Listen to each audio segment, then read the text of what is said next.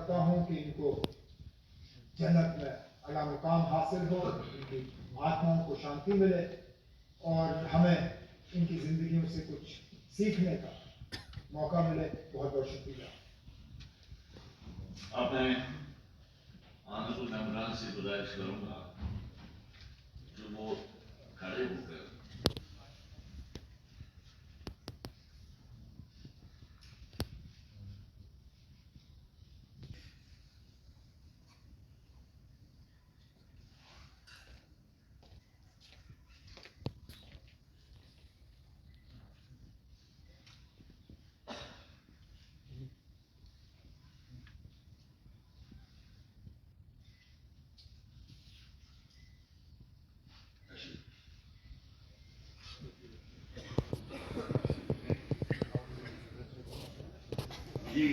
ने कहा था कि पूरा हाउस इस पे इज्तिमा की माता है कि कलेक्टिव श्रद्धांजलि दी और हमने भी इसमें आगे करके उसमें कहा आपने कि लीडर ऑफ द हाउस बोलेंगे और हम सब श्रद्धांजलि देंगे मौन के जरिए। फिर थोड़ा सा भर गया, मुझे आपने पहले खड़ा कर दिया तो मैंने जनरलाइज करके कर दिया, वरना स्पेसिफिक करके चलो एक को हमने भी बांटा हुआ था, बट ये थोड़ा सा ऊपर नीचे हो गया। अब चलिए आपने कंक्लूड किया, वरना इस प्रकार से नहीं होता है। व्यक्ति फाइनल करते हैं, ये व्यक्ति इस पे बोलेगा, वो व्यक्ति इस पे बोलेगा, वो भी ऑब्जेक्टिवली रेफरेंस में एग्जैक्टली थोड़ा सा डिस्टर्बिंग रहा। अब मैं पूरे हाउस की तरफ से बात कर सकते हैं, कोई दिक्कत नहीं, इस पर कल भी बात हो सकती है। आज मेहरबानी